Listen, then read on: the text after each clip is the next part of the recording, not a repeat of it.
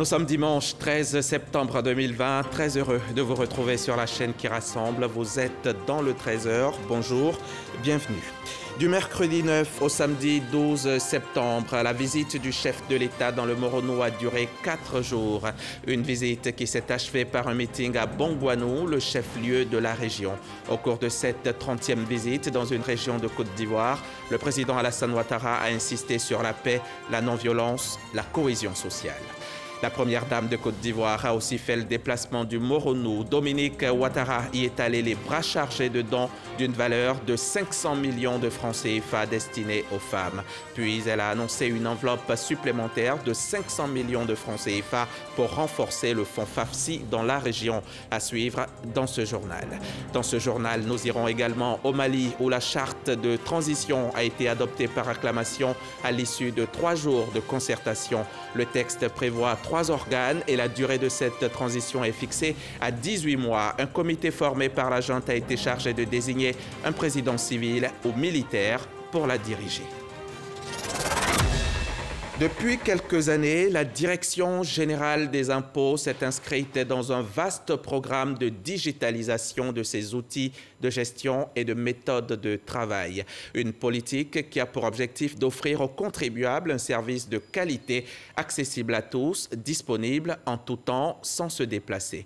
Le portail e-impôt est donc ouvert depuis janvier 2017 et il permet aux entreprises de déclarer et de payer leurs impôts en ligne. Mais les contribuables doivent-ils obligatoirement utiliser ce portail pour accomplir leurs obligations fiscales?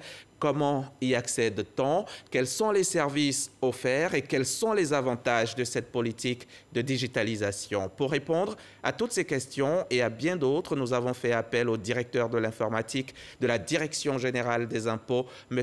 Mafemori Kanaté. Bonjour, monsieur le directeur. Bonjour, monsieur Diaby. Bienvenue sur notre plateau. Merci beaucoup. Quoi qu'on aurait pu faire cet entretien en ligne? Oui, évidemment. On aurait pu? Aujourd'hui, c'est possible. Largement possible. Là, on est en présentiel. Bienvenue sur notre plateau et dans 30 minutes, on se retrouve. Merci beaucoup, monsieur Diaby. Merci, monsieur Kanaté. En attendant, place au journal. Cette édition, nous la commençons dans le Morono. Le Morono, où le chef de l'État a effectué une visite de 4 jours, du mercredi 9 au samedi 12 septembre dernier. Au terme de la visite qu'il a conduit à Ara, à Mbato et à Bongouanou, le président Alassane Ouattara a quitté la région, comme vous le voyez sur ces images. Il a regagné Abidjan, la capitale économique de Côte d'Ivoire. La visite du chef de l'État dans le Morono aura donc duré 4 jours. C'est à Bongouanou, le chef-lieu de la région, qu'elle a pris fin. Le président Alassane Ouattara y a tenu le meeting de clôture, meeting au cours duquel il n'a eu de cesse de rappeler aux populations que la paix est indispensable à tout développement. Retour sur ce meeting de Bongouanou avec Jérôme Kofi Aboula. Le meeting qui boucle la boucle. Le 3e meeting animé par le président de la République Alassane Ouattara à l'occasion de sa visite d'État dans le Morono. Comme à Ara et Mbato, c'est un moment de contact direct entre le chef de l'État et les populations venues de tous les horizons ce samedi à Bongouanou. Un moment d'allégresse totale pour ces populations qui voient ainsi leur rêve devenir réalité avec cette présence du président Alassane Ouattara s'agissant du développement de leur région.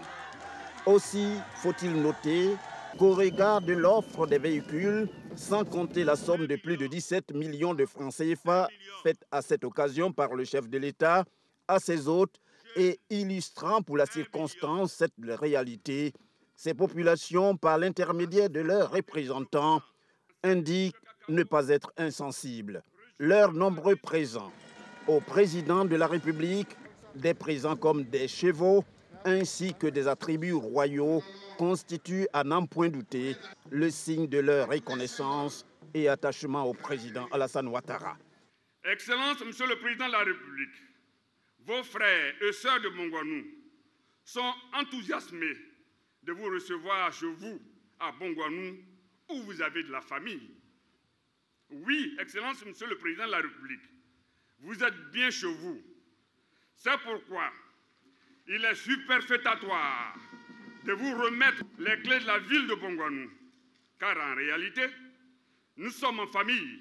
Excellence, Monsieur le Président de la République, votre visite sera, j'en suis sûr, la rampe de lancement du développement accéléré du Moronou.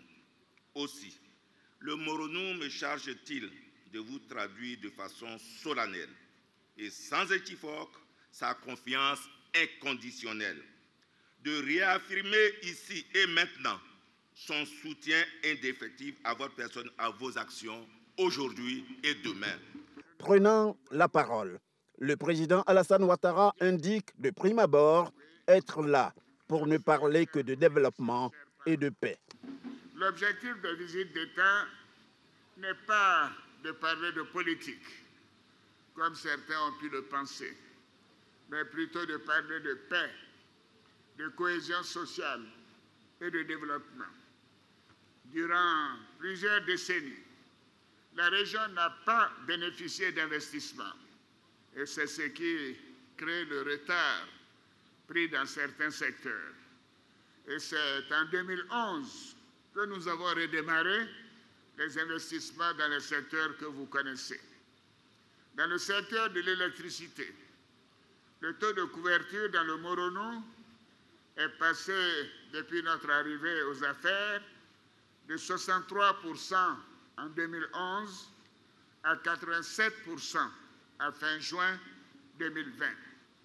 Nous poursuivrons nos efforts afin de parvenir à un taux de couverture de 100% dans cette région du Moronou, 100% d'ici la fin de l'année. S'agissant de l'eau potable, nous avons procédé à la mise en œuvre d'un système qui permet à Bongouanou de passer de 2000 m3 par jour à 4000 m3 par jour jusqu'en 2021, mais cela n'est pas suffisant. Nous ferons en sorte qu'il y ait de nouveaux investissements qui permettent d'aller au-delà du Moronou et que toute la région, toute la grande région du Zir-Komoé n'ait plus de problème d'eau. Et vous pouvez nous faire confiance, nous exécuterons les projets que nous avons promis. Rien de tout ce que nous venons de dire n'aurait été possible sans un climat de paix et de stabilité retrouvé. C'est pourquoi nous devons tout mettre en œuvre pour consolider cette paix et cette stabilité que nous avons reçue en héritage du président Félix Houphouët-Boigny. Puis le chef de l'État d'en appeler par ailleurs au bon sens de tous quand il décide de dire un mot sur l'élection présidentielle d'octobre prochain. Il invite à cet effet les jeunes surtout à se départir de la violence pour une élection paisible et permettre ainsi à la Côte d'Ivoire de poursuivre dans la quiétude sa marche vers le progrès et la prospérité. Les prochaines échéances électorales ne doivent pas être des sources d'inquiétude ou de tension, ni de violence. Nous avons connu quelques violences suscitées au mois d'août, mais cela est derrière nous. Vous pouvez me faire confiance. Nous avons pris toutes les dispositions pour que les populations continuent de vivre en paix. Nous ne voulons plus de violence dans notre pays à cause des élections. Et vous les jeunes, ne vous laissez pas instrumentaliser. Parce que c'est important, c'est votre avenir dont il s'agit. Faites en sorte que vous ayez des emplois. Faites en sorte que vous ayez des familles. Faites en sorte que vos parents soient fiers de vous. C'est cela, la Côte d'Ivoire, c'est cela être un bon Ivoirien. C'est de travailler, c'est de croire au travail, c'est de croire à la paix. C'est également l'occasion pour le président Alassane Ouattara de dire merci aux populations du Moronou pour la chaleur de l'accueil et les nombreux cadeaux qu'il a reçus. Si tant est que ce meeting de clôture doit être considéré comme le bilan de cette visite du président de la République dans cette région, il n'en demeure pas moins qu'il a été un succès, eu égard à l'ambiance de fête qui l'a caractérisé. À Bongouanou, vous l'avez vu, les populations n'ont pas du tout boudé leur envie de voir et d'entendre le chef de l'État. Elles sont sorties en grand nombre, elles ont occupé les différentes artères de la ville, puis ont investi massivement la place du meeting. Kader Sogodogo revient pour vous sur cette ambiance des jours de fête.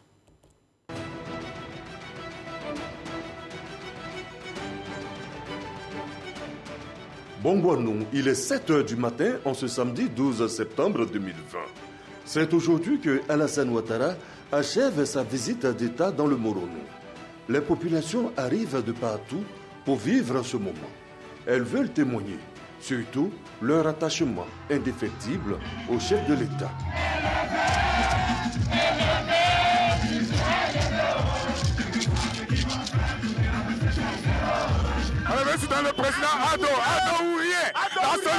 Il n'y a pas d'âge pour traduire sa reconnaissance. Danser pour l'exprimer, le dire aussi de vive voix. Depuis fort longtemps, le président n'a jamais été chez nous. Et aujourd'hui, il est venu. C'est nous la joie pour nous. On est très contents. Tout le monde même, il n'y a pas un. Et si vous voyez que moi, vieux, cheveux blancs, je suis venu accueillir le président, c'est qu'il est important pour moi, pour tout le Moronou.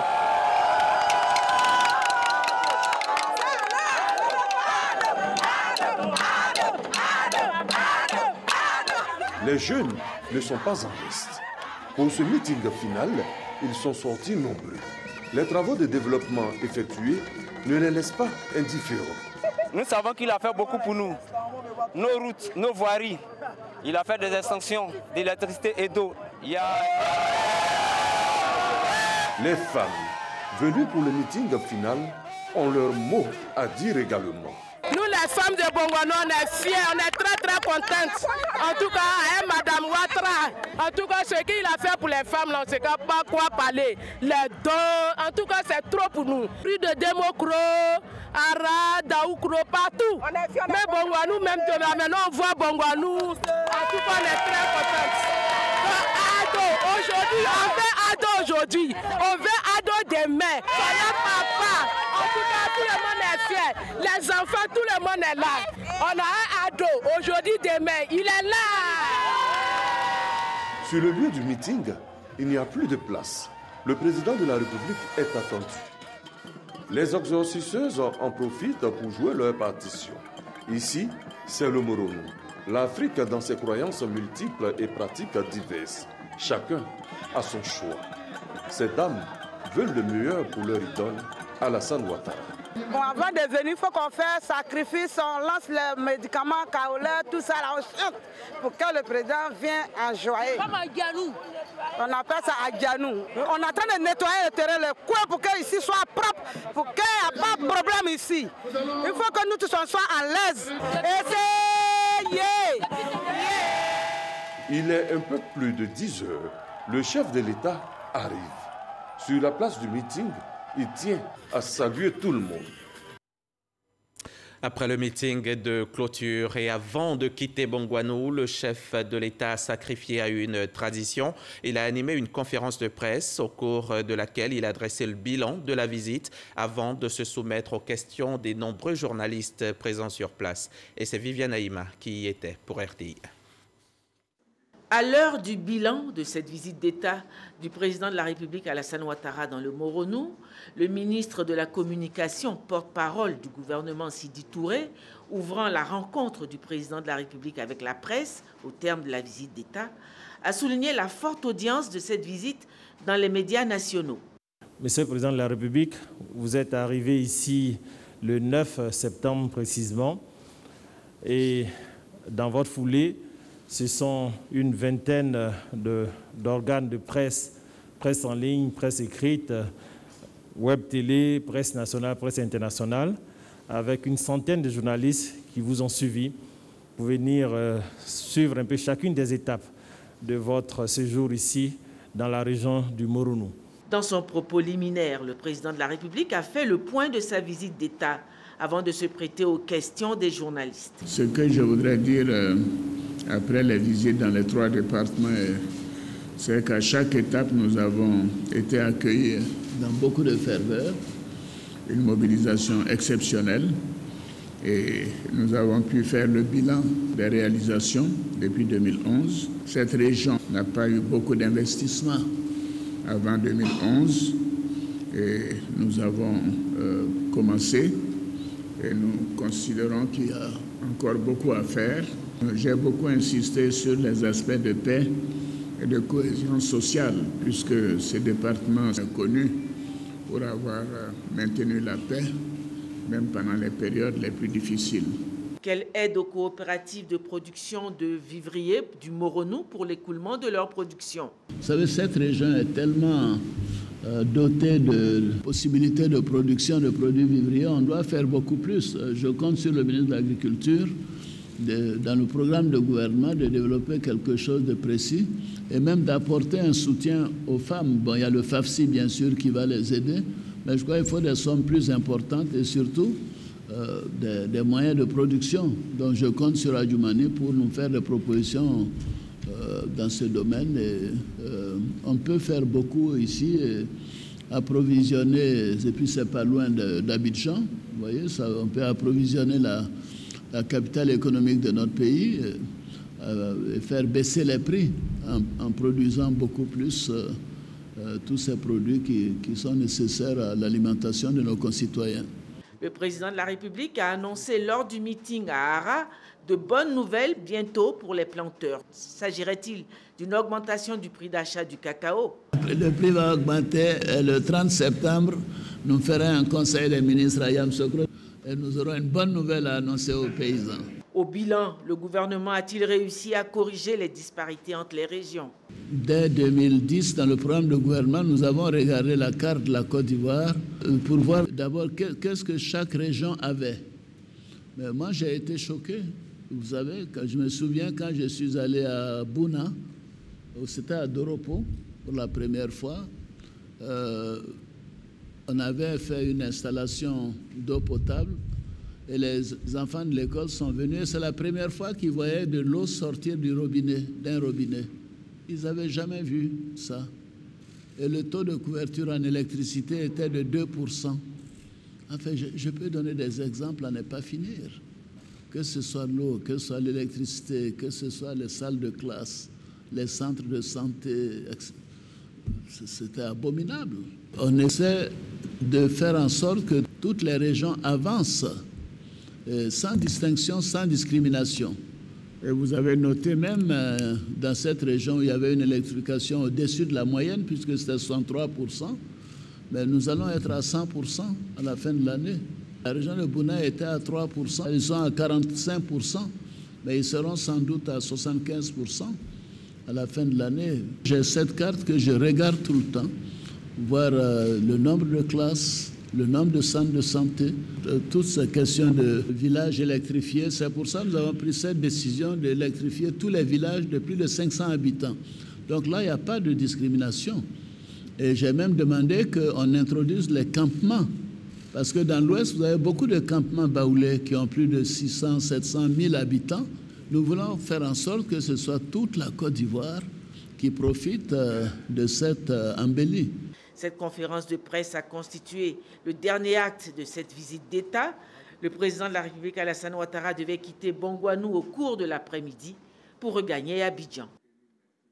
Au cours de cette visite du chef de l'État dans le Moronou, les populations ont entre autres bénéficié de routes, elles ont bénéficié d'électricité et bien sûr d'eau potable. À Bongouanou, par exemple, le président de la République a procédé à l'ouverture de la vanne de la station de traitement d'eau d'Ewikro, station qui a coûté environ 800 millions de francs CFA.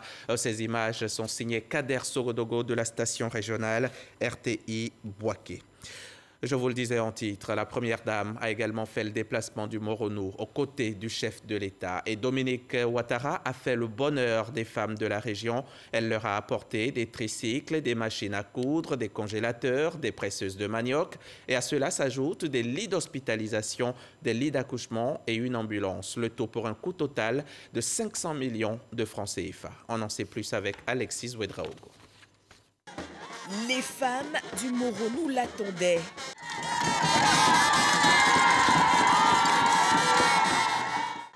Ce vendredi à Bongouanou, la première dame de Côte d'Ivoire, Dominique Ouattara, a répondu présente pour ses filles et sœurs de la région. Elles le lui ont d'ailleurs bien rendu à travers chants, danses, défilés, présentant leurs différents secteurs d'activité et mots de bienvenue. Aujourd'hui, c'est notre jour. Aujourd'hui, c'est notre tour d'avoir avec nous et parmi nous pas seulement la première dame, figure institutionnelle, mais aussi la maman au cœur d'or, la maman dévouée et toujours au service des autres. Dans ses valises, la première dame avait pour le Moronou de nombreux cadeaux pour chaque secteur d'activité.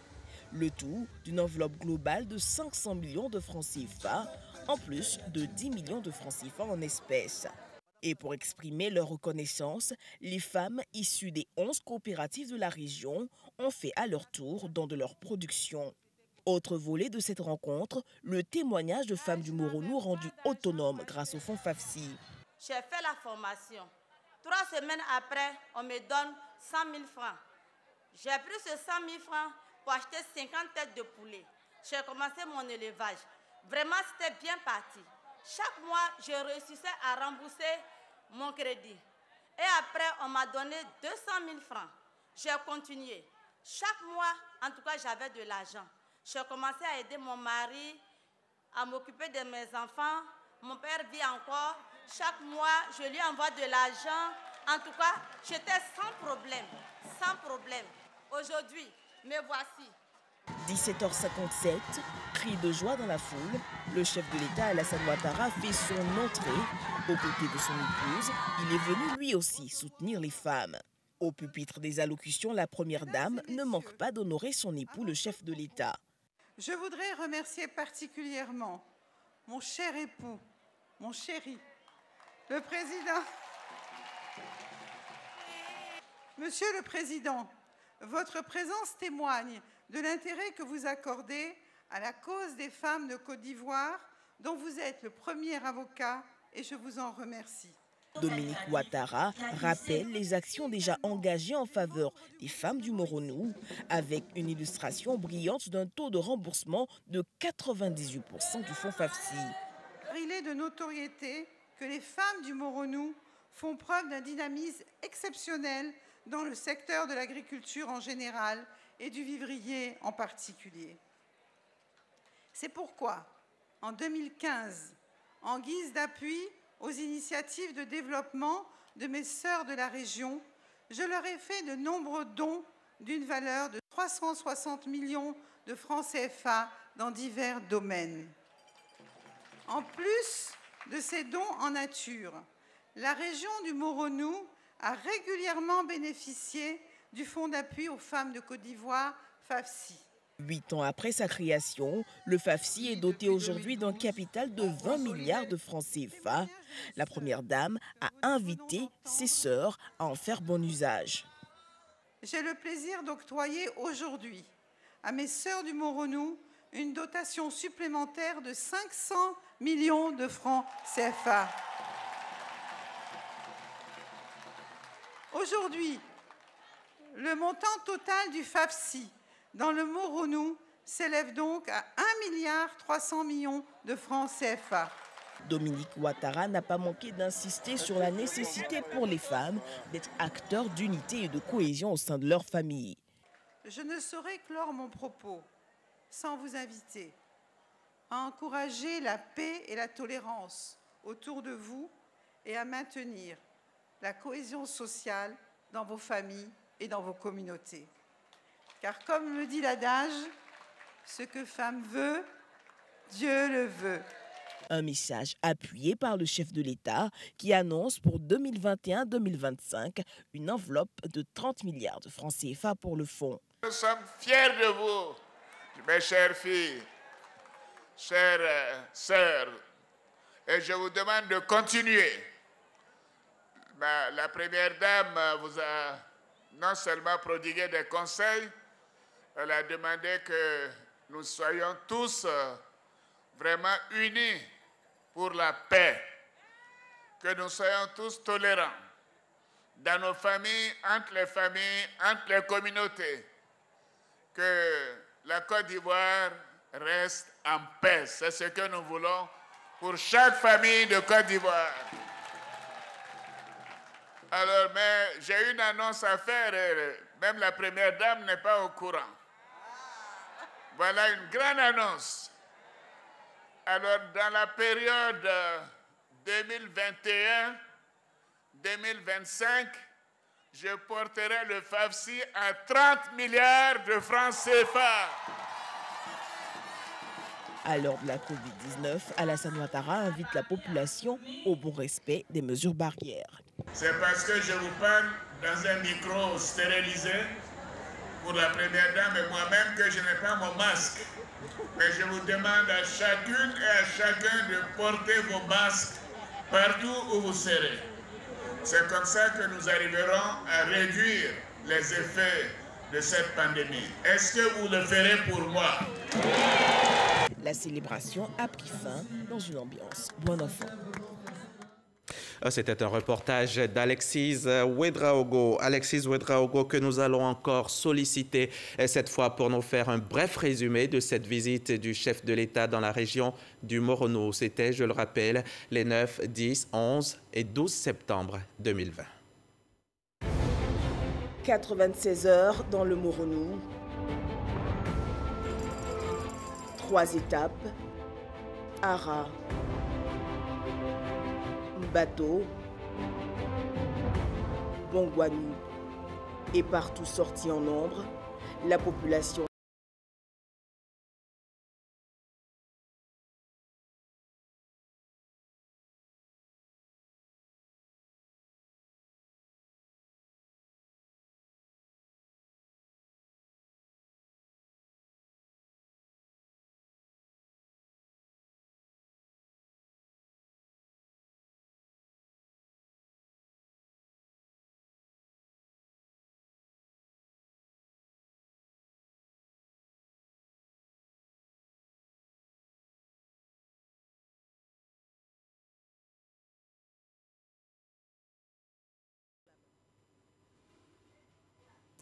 Ainsi se referme ce chapitre visite du chef de l'État dans le Moronou. On va maintenant en ouvrir un autre, celui de la santé. L'hôpital Mère-Enfant de Bingerville et ses partenaires viennent de redonner le sourire à une dizaine d'enfants et à leurs parents. Du sourire, du bonheur.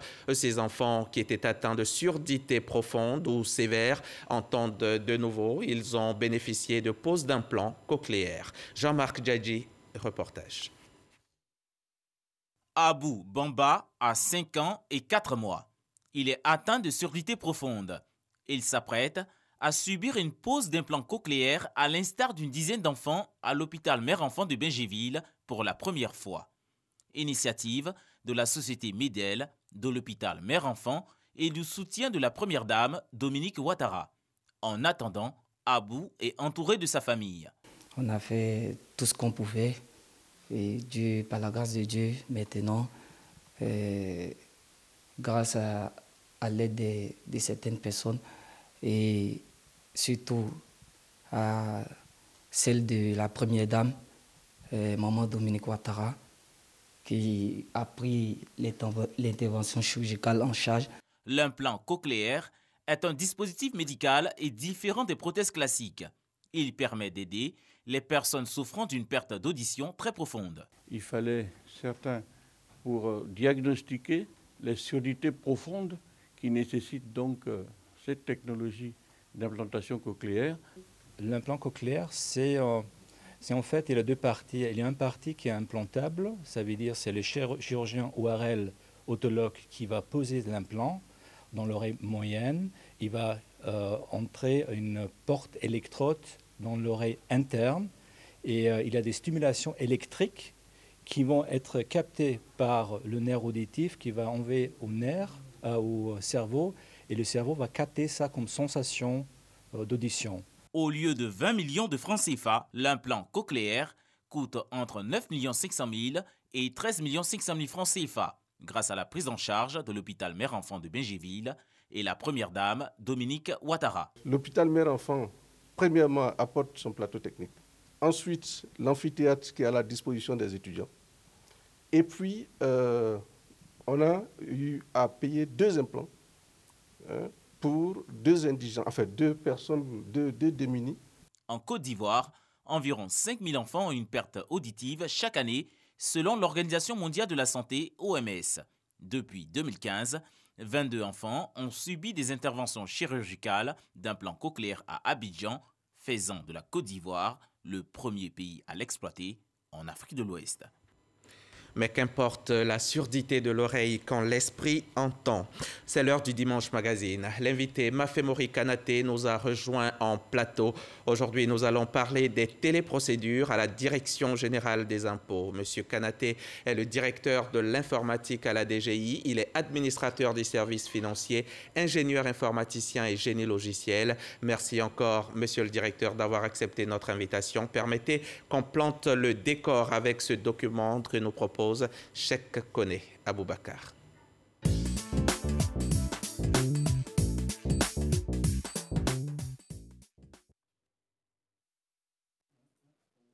Le système intégré de gestion des impôts en Côte d'Ivoire, le CGC, est le cœur du dispositif de dématérialisation de l'administration fiscale. Lancé depuis le 16 juillet 2018, cet outil se positionne aujourd'hui comme une avancée technologique pour la gestion des impôts en Côte d'Ivoire. Il intègre tous les métiers de l'administration fiscale, de l'impôt foncier à la conservation foncière, en passant par le contentieux et le contrôle. À la direction du contrôle fiscal où nous nous sommes rendus, le système a révolutionné toute la procédure d'intervention. Les opérations manuelles et les déclarations physiques ont laissé place aux déclarations numériques disponibles en un seul clic. Tous les risques d'erreur dus aux opérations manuelles sont désormais un lointain souvenir. Autour de ce système innovant, des services digitaux tels que la Télélias pour le dépôt en ligne des états financiers et le portail e-impôt. Un véritable chantier de la digitalisation et de l'autonomisation du fonctionnement des services de cette administration. L'enjeu est de taille, améliorer les services aux contribuables et sécuriser les recettes fiscales. Cependant, comme tout outil technologique, des difficultés sont à relever. La plus persistante est l'accès à la plateforme, souvent perturbé par des problèmes de mots de passe ou encore de débit de connexion. Mais ces bugs inhérents à toute innovation technologique n'entachent pas la marche importante entreprise par l'administration fiscale pour moderniser ses services. Monsieur le directeur, monsieur Kanaté, quand on parle de digitalisation, qu'est-ce que cela signifie exactement? Merci beaucoup, M. Djabi, pour cette grande opportunité que vous offrez à la Direction générale des impôts. Et digitaliser, en termes simples, c'est de substituer le support papier, le support physique, aux données numériques, principalement sur des ordinateurs. Et cela s'apparente, bien sûr, beaucoup plus à de la dématérialisation. Le portail, c'est e-impôt. Le portail e-impôt, oui. Téléprocédure fiscale. D'accord. Et en back-office, vous avez le CGC, le système intégré de gestion des impôts. Bien sûr. C'est cela. Quels sont les avantages de cette politique de digitalisation? Les avantages sont très importants. Et c'est quoi les objectifs déjà? Sur plusieurs axes, bien sûr. Les objectifs, bien sûr, ce sont les enjeux. Les enjeux de la digitalisation à la Direction générale des impôts sont déclinés principalement sur 3 axes. Bien sûr, d'abord, en priorité, le contribuable client. Ensuite, la Direction générale des impôts elle-même. Et bien sûr, l'État de Côte d'Ivoire. Et au niveau du contribuable client, il s'agit surtout de simplifier et faciliter l'impôt. Comme on le dit, payer l'impôt en un clic et avec le sourire. Bien sûr, l'un des enjeux au niveau du contribuable, c'est de disposer d'outils très simples d'utilisation et rapides. Et bien sûr, cela permet de réaliser des grandes réductions de coûts au niveau de la gestion et des coûts d'administration de l'impôt. Et bien sûr, tout cela sécurise l'ensemble des échanges du contribuable et de la DGI. Et sécurise bien sûr les deniers publics et les deniers privés. Ensuite, au niveau de la Direction générale des impôts, deuxième axe donc, il s'agit surtout, au niveau des services, de pouvoir rationaliser et de pouvoir standardiser les procédures. Les procédures qui doivent s'appliquer quel que soit le contribuable qui se présente, à nos services. Oui. Et bien sûr... L'État de Côte d'Ivoire. Et bien sûr, au niveau de l'État de Côte d'Ivoire... Qu'est-ce qu'on gagne? On y gagne, bien sûr, la rapidité et la précision de la mobilisation des ressources financières en temps réel. Et bien sûr, cela positionne la Côte d'Ivoire au niveau des meilleurs pays et réformateurs et des pays qui engagent de grandes transformations au niveau digital et au niveau fiscal. Parce que j'ai vu quelque part que nous faisons partie du top 5 quand même des administrations fiscales. Et depuis bientôt 4 années, depuis avril 2017, le portail e-impôt a été mis en production. Et suite au benchmarking, la Côte d'Ivoire se situe bien sûr au niveau du top 5 mondial en matière de transformation digitale. D'accord, ça ce sont les axes, les objectifs, mais quels sont les avantages? Qu'est-ce que le contribuable il gagne véritablement? Vous avez dit qu'il va le faire en un clic, rapidité, le sourire. Mais le sourire quand on dépense, c'est pas toujours ça. Hein? Bien sûr, désormais, le contribuable n'a plus à se déplacer dans quelque centre des impôts que ce soit pour déposer ses déclarations, pour procéder au paiement. Il gagne du temps, il gagne en rapidité, il gagne en sécurité. Parce que le portail il est disponible 24 heures sur 24, 7 jours sur 7, et sans contrainte de temps. Et le contribuable, il gagne, bien sûr, en temps et également en ressources financières. Est-ce que le portail permet également de faire des demandes d'actes, notamment l'attestation de régularité fiscale? Bien sûr, depuis la mise en œuvre de la solution métier interne, le CJC dont on parlait tantôt, désormais, tous les actes administratifs de la DGI sont dématérialisés. Notamment les demandes d'exonération. Demandes d'exonération et certificats, ainsi que les attestations de régularité fiscale. Tous les documents dont le contribuable a besoin, dans le cadre de ces activités, sont désormais disponibles dans le coffre, comme on le dit, le coffre numérique de la DGI, qui est l'espace contribuable. D'accord. Politique de digitalisation à la Direction générale des impôts, quelles sont les activités que vous prenez en compte? Quels sont les services que vous offrez dans cette politique? Aujourd'hui, nous avons un portefeuille de services digitaux. Et bien sûr, le premier service est le plus ouvert et qui est en production depuis bientôt 4 années, c'est le portail e-impôt. Le portail e-impôt, c'est pour les déclarations en ligne, c'est pour les règlements et les paiements en ligne. Et bien sûr, grâce à des instruments bancaires dématérialisés, le contribuable il peut procéder au paiement de ses impôts. Et également DGI Mobile, qui est destiné au plus grand public, aux petits contribuables, pour les paiements de l'impôt foncier, de l'impôt synthétique pour un certain petit montant. Nous avons également aujourd'hui mis en production la solution Télélias, qui permet de déposer les états financiers en fin d'année. Et vous savez qu'auparavant, il fallait déposer plusieurs états financiers. C'est ce qu'on appelle communément les bilans. Les bilans de fin d'année. Désormais, le contribuable, l'entreprise n'a plus besoin de se déplacer. En ligne, il dépose ses états financiers. Nous avons également la solution, la plateforme ICADAS Côte d'Ivoire, qui permet d'avoir toutes les informations sur les biens immobiliers. Nous avons également une application mobile qui est téléchargeable sur n'importe quel téléphone aujourd'hui, smartphone. Vous avez une porte d'entrée unique vers tous les services digitaux de la DGI à partir de votre téléphone portable.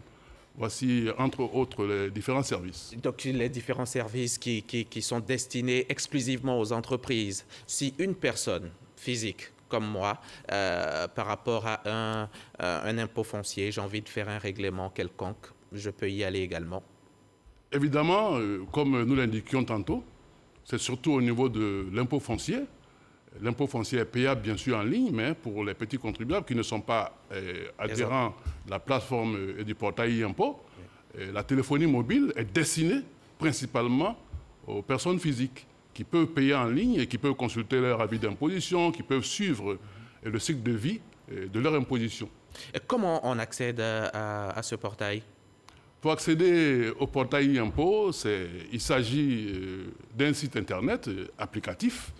Et c'est à partir d'un lien internet. Vous avez le lien e-impôt au pluriel gouv.ci et vous accédez au portail. D'accord. Fiscalité immobilière, c'est possible? Bien sûr, la fiscalité immobilière est en partie aujourd'hui déjà disponible sur e-impôt. Et ce sera bien sûr entièrement couvert suite à la finalisation de la plateforme CJC. Il s'agit de tout ce qui concerne l'impôt foncier tout ce qui concerne les droits du domaine, la conservation foncière et des timbres. Mais déjà aujourd'hui, vous avez accès à toutes les informations de la fiscalité immobilière. Fiscalité mobilière, contrôle et redressement, tout cela, c'est possible aujourd'hui? Bien sûr, la fiscalité mobilière, vous avez les déclarations de droits des timbres aujourd'hui déjà en ligne sur l'espace e-impôt. À 100%? Oui, aujourd'hui, vous l'avez. Pour le redressement? Pour le redressement, le contrôle fiscal est pris en compte dans la plateforme métier que nous avons indiquée, le CJC. Aujourd'hui, le contrôle fiscal est automatisé. À la fin donc, du processus de mise en ligne de CJC, le contrôle fiscal sera entièrement dématérialisé. C'est quoi l'état des lieux aujourd'hui quand vous le faites? C'est quoi? Les contribuables, ils adhèrent au projet depuis 3 ans et demi que vous existez, depuis 2017? Bien sûr, dès le lancement, nous avons enregistré un grand engouement, un réel intérêt du public et des contribuables pour la plateforme. En ce qui concerne le lancement, c'était essentiellement les contribuables, les grands contribuables et les moyens contribuables. D'accord. Et aujourd'hui, qui sont les contribuables concernés? De quelle catégorie? De quel régime? Aujourd'hui, il s'agit de l'ensemble de tous les contribuables, la DGI, quelle que soit leur forme juridique, quelle que soit leur catégorie. C'est l'ensemble des contribuables qui sont aujourd'hui concernés et cela monte en puissance de plus en plus. Il s'agit surtout des contribuables qui sont gérés par la direction régionale aujourd'hui et qui sont en train d'adhérer rapidement. Et vous avez mis en œuvre des innovations, de grandes innovations, comme vous le dites. Bien sûr. Quelles sont ces innovations? Les innovations, c'est d'abord au niveau des contribuables. Vers les contribuables, nous avons ouvert, comme je l'indiquais tantôt, la plateforme e-impôt, qui aujourd'hui est l'interface et l'outil du contribuable. Et les grandes innovations également sont en interne. Comme nous l'indiquions tantôt, le système intégré de gestion des impôts en Côte d'Ivoire, désormais, c'est le seul référentiel applicatif au niveau de la Direction générale des impôts. Et cela nous conduit vers le zéro papier et bien sûr vers le zéro défaut. Parce qu'aujourd'hui, vous n'avez pratiquement plus de gestion manuelle à la Direction générale des impôts. Et justement, ça m'amène à vous demander à quand la fin des documents physiques? Est-ce que vous vous êtes fixé un deadline? Bien sûr, le deadline qui a été fixé sous l'impulsion de monsieur le ministre du budget du portefeuille de l'État, M. Moussa Sanogo, et de monsieur le directeur général des impôts, c'est au plus tard fin premier trimestre 2021. Mars donc. Dans quelques mois. Mars 2021. Mars 2021. Plus aucun contribuable ne pourra faire ses règlements avec des documents physiques. Bien sûr, et de plus en plus, ce sera rare. Et de moins en moins, nous aurons des caisses ouvertes. Aujourd'hui, Internet n'est pas totalement sûr. Les hackers, il y en a beaucoup qui peuvent pirater. Est-ce qu'aujourd'hui, Internet, des gens qui font leurs déclarations tous en ligne, est-ce que c'est sécurisé à 100%? Comment vous pouvez leur garantir? Comme l'on a coutume de le dire, l'insécurité zéro, ça n'existe pas. Mettre en œuvre de telles réformes qui comportent des enjeux aussi importants, c'est prendre également des dispositions de sécurisation en termes applicatifs, en termes d'infrastructures, en termes de procédures. Tous les acquis, tous les actifs au niveau de la sécurité, au niveau de la Direction générale des impôts, ont été mis à niveau depuis l'année 2007. Et à ce jour, nous ne déplorons aucun dommage. Donc fiable à 100%, il n'y a pas de problème. Fiable, rapide et avec célérité. 100%. À 100%. Les contribuables ne sont pas forcément tous des mordus de TIC. Hein? Est-ce que vous faites quelque chose pour cela? Quelqu'un qui ne sait rien de l'outil informatique?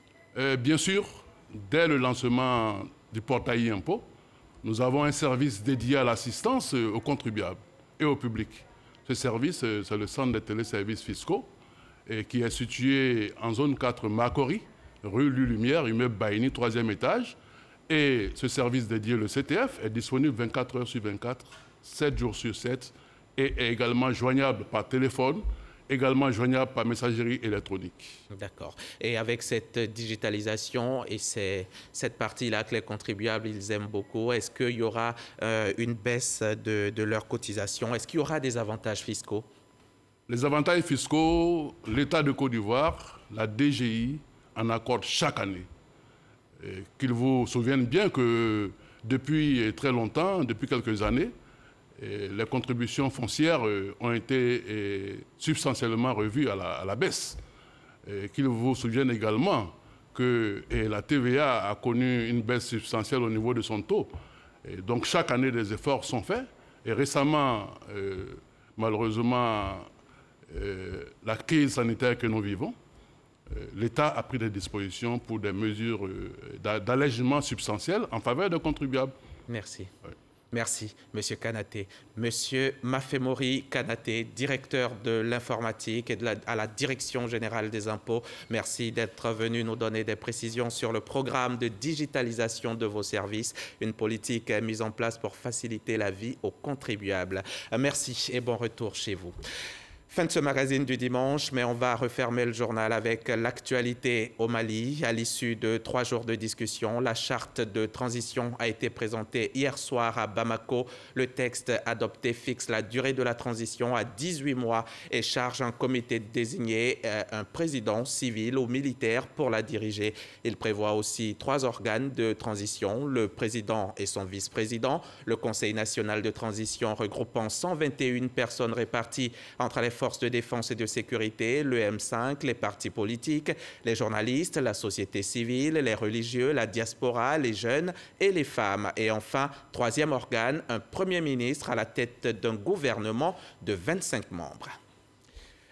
Paix au Mali, paix en Côte d'Ivoire, il n'y a pas d'autre bonheur que la paix, et là où est la paix, Dieu habite. Bon dimanche sur la chaîne qui rassemble.